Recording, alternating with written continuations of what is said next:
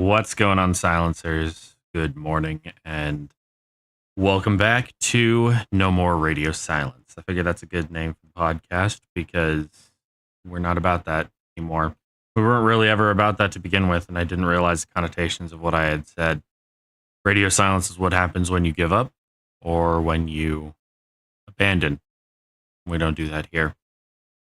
As always, this podcast is going to have some trigger warnings. I haven't really decided exactly which direction it's going to go. I'm mostly going to be speaking to my own understanding as well as my own experience with the matter of dissociation. But I will just say, as a general rule of thumb, trigger warnings will be suicide, self-harm, abuse, and mental health struggles. As always, I do not want this monetizable, so I'm going to be a little rougher around the edges. This is restricted to 18 years and older due to the nature of the content. And here we go. Full send, mock Jesus. Mock Jesus. Mock Jesus. Fuck it. Let's get into it. So, dissociation. It's often mispronounced as dissociation. Dissociation is a mental bandage that your brain decides it's going to place when you run into specific levels of trauma, specific levels of emotional excitement and stress. And it can be absolutely wonderful when it happens. It can be the difference between life or death when it happens. So, dissociation typically is a disconnect between the mental, emotional, or physical connections of a person. It can also be a memory disconnect as well. And sometimes that can be very beneficial in the instance of, say, somebody who was sexually assaulted. Not being able to relive that trauma through PTSD-like episodes because of a disconnect in their memory, that can be considered a blessing. If you grew up in an abusive household, not being able to remember, not being able to feel all of the shame that you were that was shunted on you growing up, that can be a blessing, it would seem. And dissociation can happen at any time for any reason. It doesn't matter if it's the same level of stress or trauma as somebody else when they experience dissociation. But it can affect everyone, and it does affect everyone at every point in their lives. Some people don't even realize that it affects them. In fact, I had a situation yesterday where my boss asked if I was okay. And when I asked him what he meant, he had noticed what I had done. I was in the middle of welding something. I had the torch in my left hand.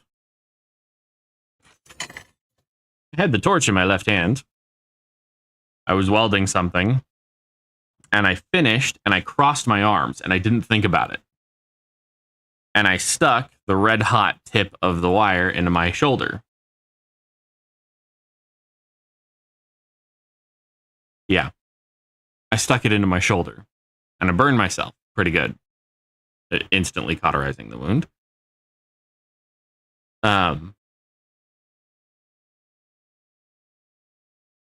I didn't even realize that I had done it because there's that disconnect between burns and me. Now, I'm a redhead. I said I would explain that later because I made that comment. Genetically speaking, people with red hair also have a genetic disconnect to their pain receptors. And that's actually very true. I don't know the names of the receptors are like C4-759 or B or whatever the fuck it's called.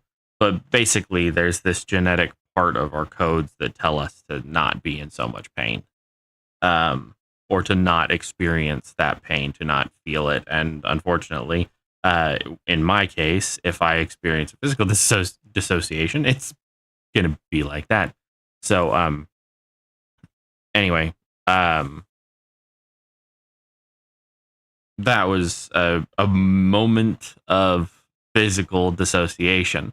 The unfortunate part about dissociation is actually that it's a double-edged poison sword. So dissociation is kind of addictive to your brain. When you run into a scenario where you're crying your eyes out, oh no, she left me. Oh no, my world is over. Oh no, my entire world is crumbling. And in the next breath, you're like, I don't give a fuck. And it's more than you just deciding, hey, I don't give a fuck anymore. Your brain literally goes, yeah, we're not doing that. Click. And where the double-edged comes in is that the brain goes click and turns off that negative emotion. Well, the downside is your brain runs like a double circuit breaker in your home for like your washer and dryer, right? It's got two circuits in it.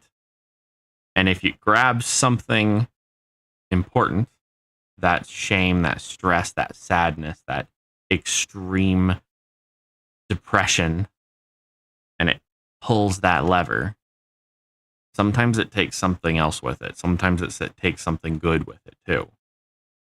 That you no longer feel the same level of happiness or satisfaction that you do from fixing things, or you don't feel the same joy as you used to when you go for a walk outside. Like, that's where dissociation can really get you.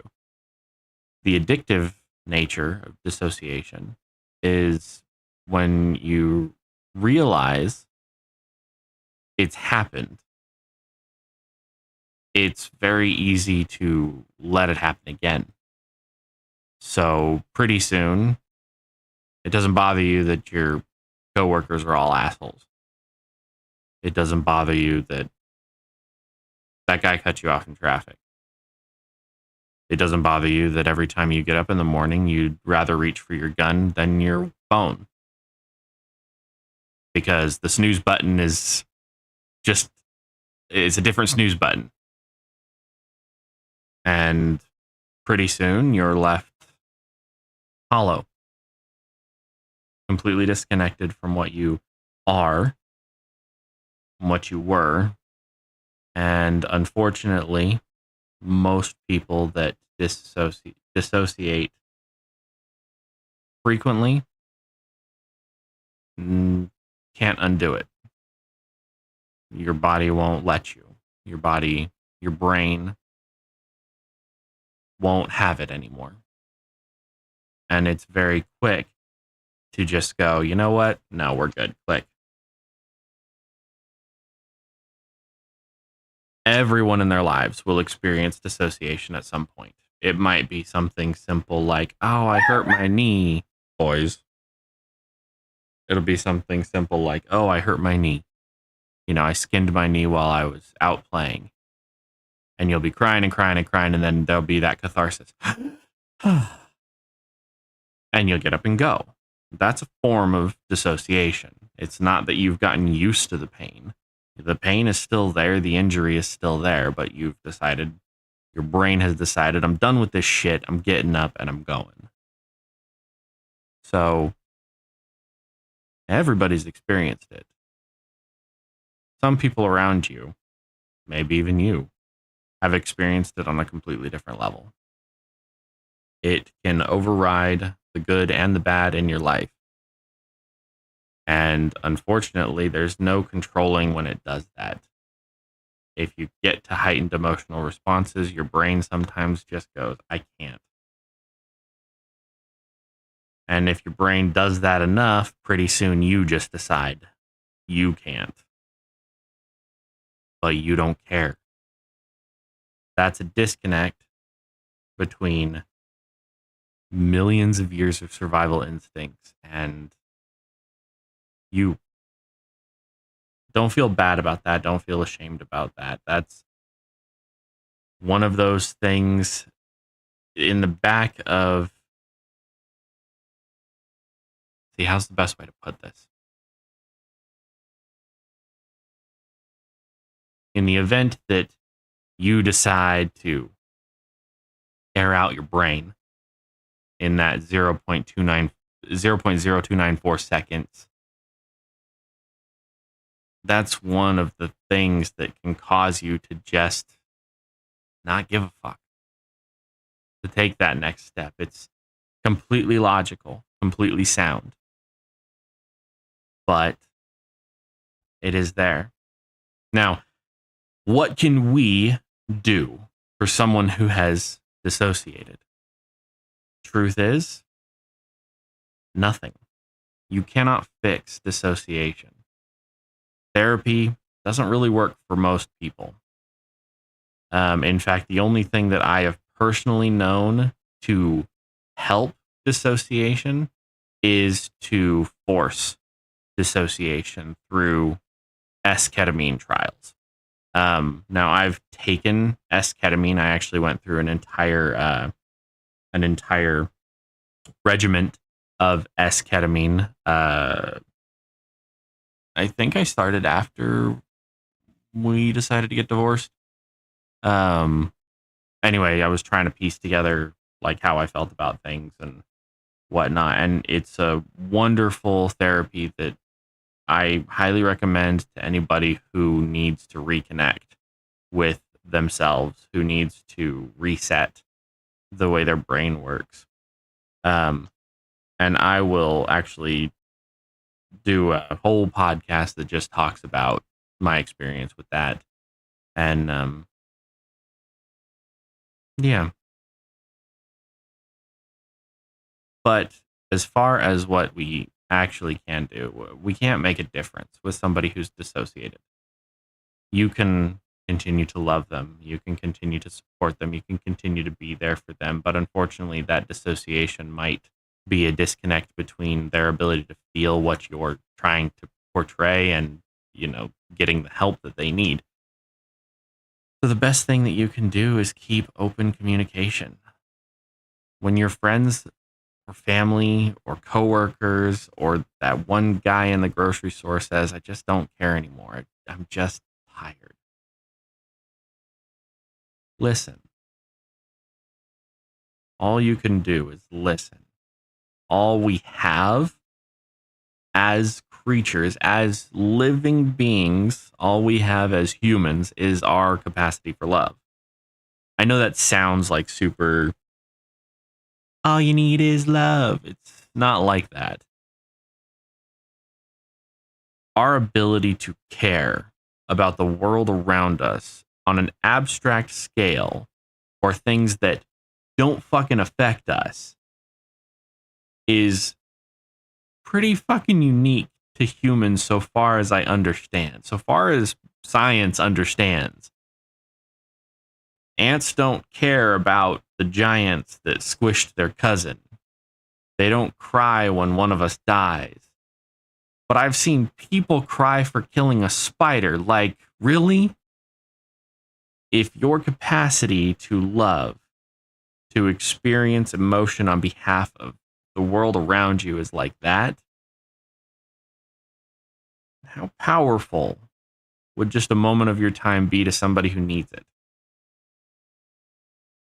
So, dissociation is a bad thing. We can all agree on that. It has its pretty little flowers, something shiny to look at.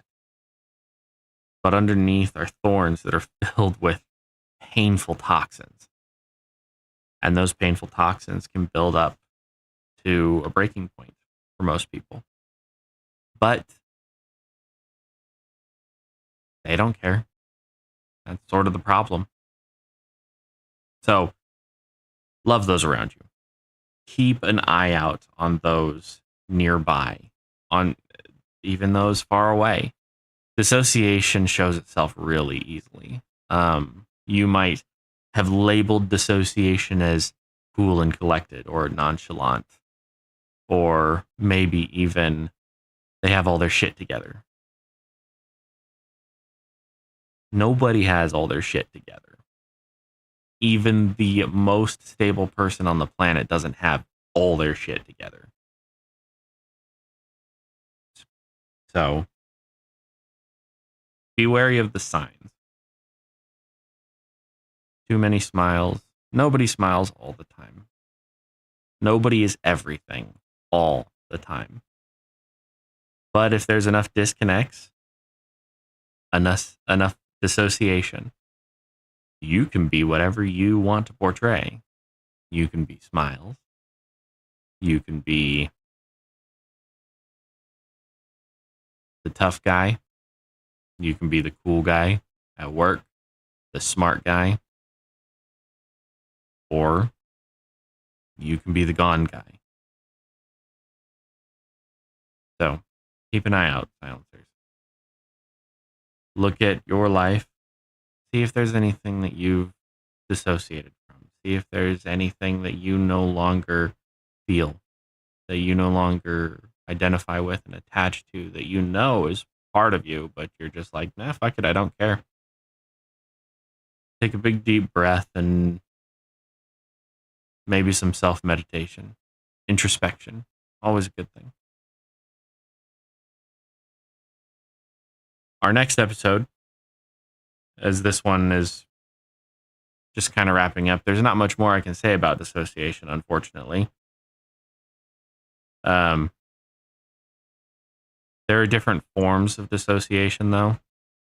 Some people experience the temporary hunky-dory, oh, I went through a breakup, boo-hoo, boo-hoo, now I'm fine. Some people experience long-term dissociation, which is typically a subsymptom of PTSD or CPTSD, which we will go over in another episode. And some people experience a form of dissociation called dissociative identity disorder. And there's actually a couple of really good movies that portray that, but it can be a complete disconnect between personalities in your brain, and you can have many. There is there's a movie. It's got James McAvoy in it. He plays a serial killer with, I think, 21 disassociated identities in his brain. It's called Split. I don't recommend it if you're like squeamish, because he abducts 2 girls and he did really, really well with it. To the point where at the end of it, you're like, are you sure he's not like that for real? There's a couple other movies. If I remember them, I'll link them in the description. But our next episode is going to be focused on depression, what it is, what it isn't, what you can and can't do for it. And I hope this podcast at least enlightened some people. The disassociation that I have gotten in my life has been disconnects, usually from traumatic experiences, things like that. I've had abusive relationships in the past. I've had obviously being a member of a cult, that was pretty much daily flogging. And finally disassociating from the shame and the guilt that comes from not being God's favorite.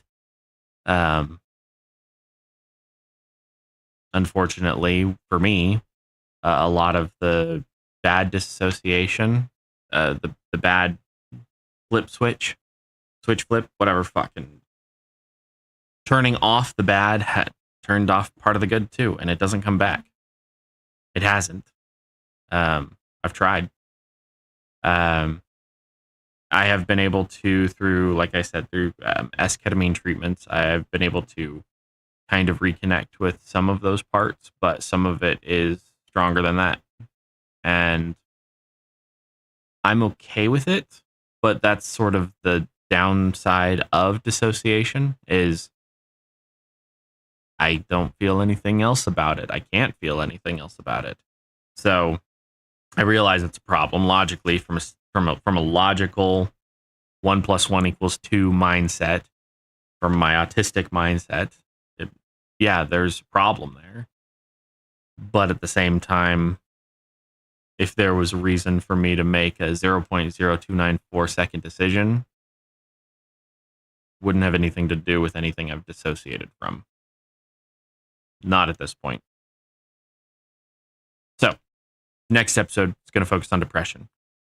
And let me know in the comments below if any of this was at least enlightening for you, if you think I'm fucking retarded and, I need to reevaluate my life choices because I wasn't on the nose about something I've experienced every day of my life. Please let me know. But I will not keep you any longer. Remember, silencers, radio silence is about abandoning people and giving up. And we're not about that anymore. So this has been an episode of No More Radio Silence. Don't forget, silencers, do not go quietly into that dark night. Thank you very much for watching and liking, and may the Arc Force be with you.